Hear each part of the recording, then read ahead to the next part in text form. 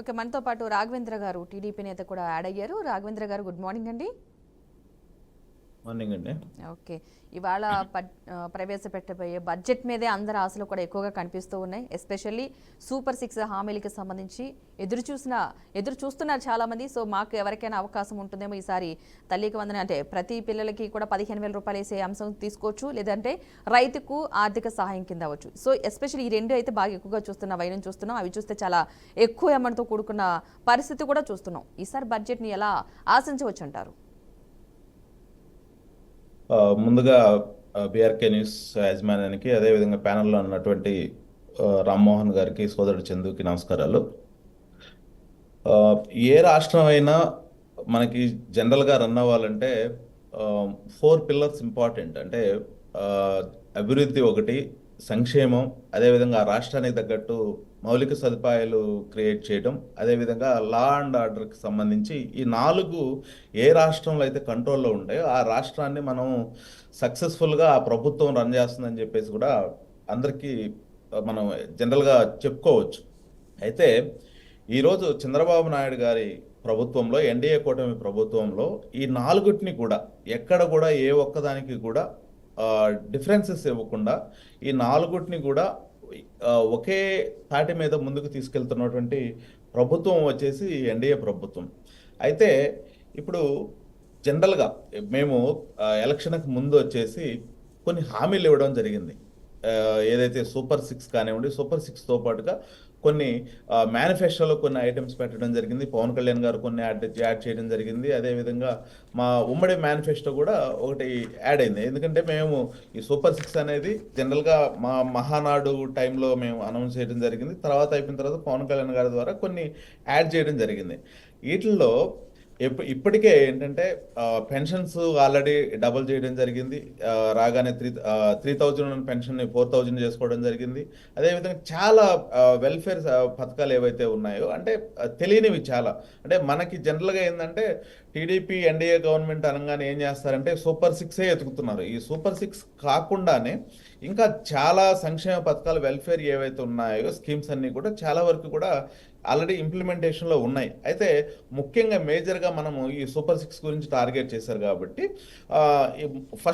First word ఏం చెప్తున్నారు, 20 లక్షల మందికి ఉపాధి అవకాశాలు ఆంధ్రప్రదేశ్ రాష్ట్రంలో తీసుకొస్తాము అని చెప్పేసి కూడా ఆల్రెడీ ఫస్ట్ పాయింట్ అయితే ఒకటి చెప్పడం జరిగింది. అంటే ఈ 20 లక్షల ఉపాధి ఏదైతే ఉందో అంటే రాష్ట్రంలో ఉండే గతంలో 2019 to 2024 ఆంధ్రప్రదేశ్ రాష్ట్రంలో ఉండే ఏవైతే పరిశ్రమలు ఏవైతే ఉన్నాయో అవన్నీ కూడా చాలా వరకు మన రాష్ట్రం నుంచి పక్క రాష్ట్రాలకు తరలిపోవడం ఒకటి, అదేవిధంగా కొత్త రాష్ట్రాలు పెట్టుబడులు పెట్టడానికి మన రాష్ట్రానికి రాకపోవడం ఒకటి. ఈ 2 కారణాల వల్ల రాష్ట్రంలో కొంతవరకు చదువుకున్న నిరుద్యోగ యువత ఎవరైతే ఉన్నారో వాళ్ళందరూ కూడా పక్క రాష్ట్రాలకి వలస వెళ్ళిపోవడం ఒకటి. కొంతమంది స్తోమత లేని వాళ్ళు వాళ్ళ పిల్లల్ని ఉద్యోగాలు మానిపించి ఏదో చిన్న చిన్న ఉద్యోగాలకి పెట్టడం ఒకటి. దాని అన్నిటికి తోడు గతంలో జగన్మోహన్ రెడ్డి ఏం చేశాడంటే నేను ఉద్యోగాలు చాలా ఇప్పిస్తానని చెప్పేసి 4 లక్షలు 5 లక్షలు ఉద్యోగాలు ఇప్పించానని చెప్పేసి గ్రాడ్యుయేట్ చేసిన స్టూడెంట్స్ ఎవరైతే ఉన్నారో బీటెక్, ఎంబీఏ, ఎంసీఏ ఈ విధంగా గ్రాడ్యుయేట్ చేసిన పిల్లల్ని గ్రామాల్లో వాలంటీర్లకి పెట్టి గ్రామాలకు పరిమితం చేసినటువంటి పరిస్థితిలో అటువంటి వాళ్ళు పిల్లలందరూ కూడా ఈరోజు స్కిల్ కోల్పోయినటువంటి పరిస్థితి.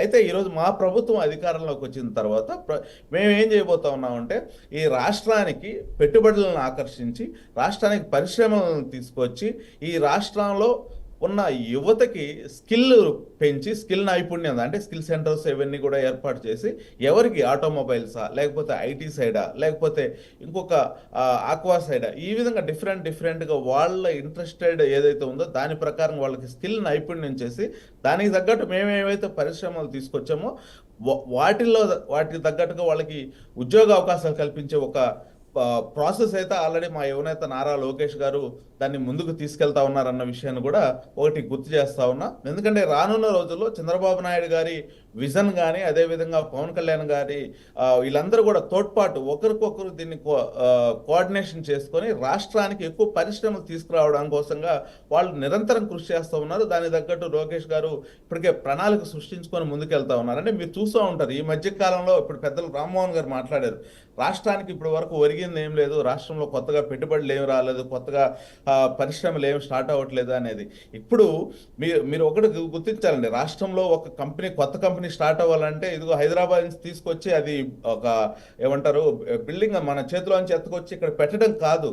ఏంటంటే దానికి ఒక ఎంఓయూ జరగాలి, ఎంఓయూ ప్రకారంగా వాళ్ళ ట్యాక్సేషన్ ప్రాసెస్ రకరకాలుగా అన్నీ కూడా ఒకసారి ఓకే అయిన తర్వాత ఎంఓయూ అయిన తర్వాత వాళ్ళు ఇక్కడ బిల్డింగ్ కన్స్ట్రక్షన్ చేసుకోవాలి, దానిలో వాళ్ళు ఆ ఆపరేషన్ స్టార్ట్ చేసుకోవాలంటే ఇప్పుడే జస్ట్ గవర్నమెంట్ ఫామ్ అయ్యి ఒక 9 నెలలు అయింది కాబట్టి కొంచెం మీరు ఓపిక పట్టినట్లయితే ఖచ్చితంగా రాష్ట్రంలో అనేక పరిశ్రమలు మనం ఆంధ్రప్రదేశ్ రాష్ట్రంలో స్టార్ట్ చేయబోతా ఉన్నాం. విశాఖలో కానివ్వండి, ఇటు మంగళగిరి విజయవాడ ఏరియాలో కానివ్వండి, రకరకాల కంపెనీస్ మనం చూడబోతా ఉన్నాం. మన పిల్లలు ఇక్కడే ఉద్యోగాలు చేసుకునే రోజులు త్వరలో రాబోతా ఉన్నాయని చెప్పేసి కూడా మీకు తెలియజేస్తా ఉన్నా. తర్వాత రేపు ఏవైతే మన ఇప్పటికే మహిళలు ఎవరైతే ఉన్నారో మహిళలకు సంబంధించి ఉచితంగా గ్యాస్ కనెక్షన్స్ అన్నా ఆ కార్యక్రమం ఆల్రెడీ కూడా ఇప్పటికే స్టార్ట్ చేసుకోవడం జరిగింది. ప్రతి మహిళకి కూడా ప్రతి ఇంట్లో కూడా 3 గ్యాస్ సిలిండర్లు సంవత్సరానికి ఇస్తామని చెప్పేసి, అంటే 4 నెలలకు ఒకటి ఇస్తామని చెప్పి ఫస్ట్ దఫ ఆల్రెడీ ఇవ్వడం జరిగింది. ఇంకా పోతే స్కూల్స్కి వెళ్ళే స్టూడెంట్స్ ఎవరైతే ఉన్నారో వాళ్ళకి కూడా ఏడాదికి వచ్చేసి 15,000 రూపాయలు ఇస్తామని చెప్పేసి, 15,000 అది ఒకటి, రైతులకి అన్నదాత సుఖీభావ కింద 20,000 రూపాయలు ఇస్తామని చెప్పాం.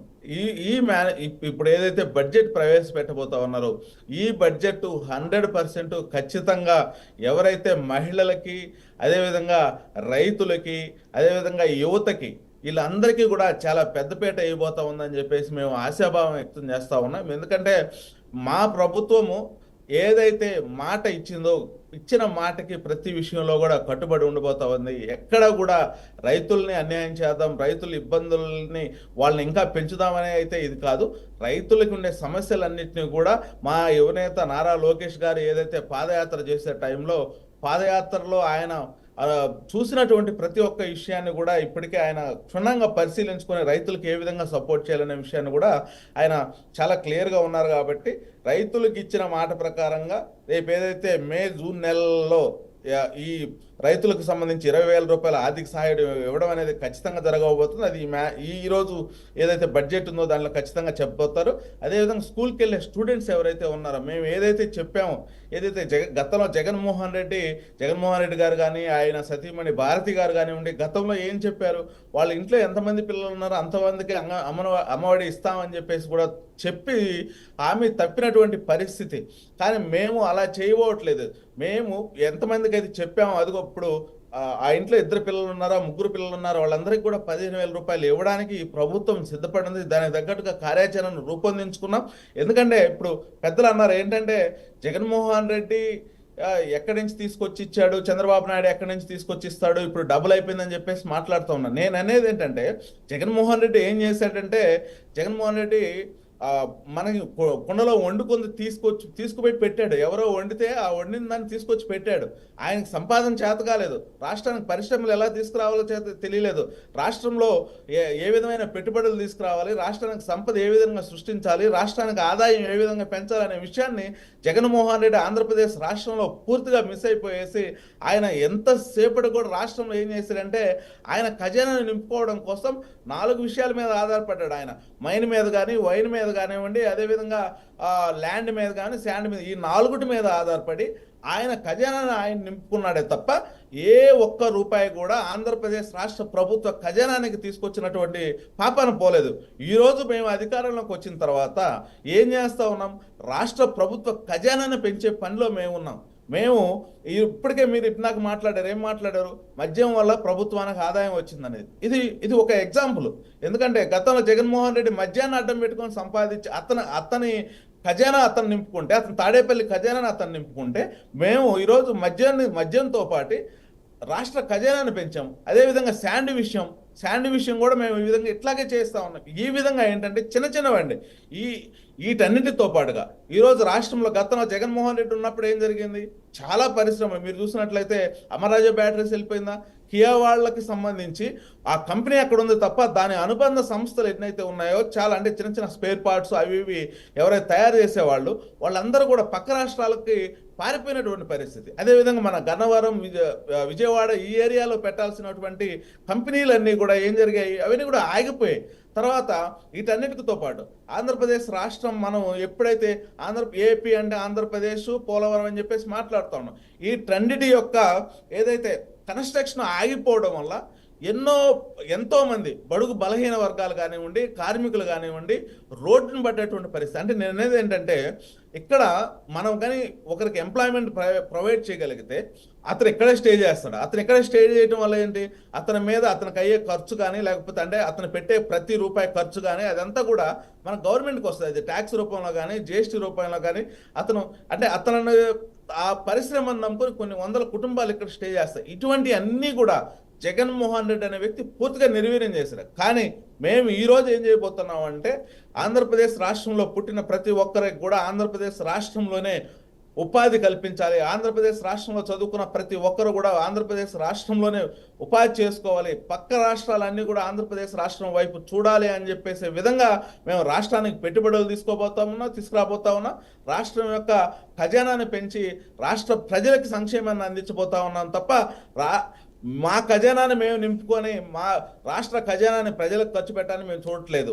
ఎందుకంటే మీరు ఇంకేం మాట్లాడారంటే జగన్మోహన్ రెడ్డి ప్రభుత్వంలో ఇప్పటికే చందు కానీ మీరు కానీ చెప్పారు, గడిచిన 2019 to 2024 ఆంధ్రప్రదేశ్ రాష్ట్రాన్ని అప్పులు కుప్పలుగా మార్చినటువంటి పరిస్థితి. ముఖ్యంగా బీసీలు నడ్డిర్చారు, బీసీ సంక్షేమ పథకాలను తుంగలో దొక్కారు, బీసీలకు సబ్ ప్లాన్ లేకుండా చేశారు. అదేవిధంగా ఎస్సీ ఎస్టీ మైనార్టీ సోదరులను కూడా ఈ విధంగా ఎన్నో వెల్ఫేర్ పథకాలన్నీ కూడా తీసేసినటువంటి పరిస్థితి. ఇవన్నీ కూడా మనం గుర్తుపెట్టుకోవాలి. ఈరోజు ఈ గవర్నమెంట్ లో బీసీ ఎస్టీ మైనార్టీ సోదరులందరినీ కూడా హక్కును చేర్చుకొని బీసీలకి ఏదైతే వెల్ఫేర్ లో మేము చేయబోతా ఉన్నామో వాటన్నిటిని కూడా ఈరోజు మన బడ్జెట్ లో ఖచ్చితంగా ఉండబోతాయని చెప్పేసి కూడా ఆశాభావం వ్యక్తం చేస్తూ ఉన్నాం. కాబట్టి ఏదైతే ఈరోజు ఎన్డీఏ కూటమి ప్రవేశపెట్టబోతా ఉందో ఈ బడ్జెట్ ఈ 5 సంవత్సరాల యొక్క భవిష్యత్తు నిర్ణయించబోతుందని చెప్పేసి నేను ఆశాభావం వ్యక్తం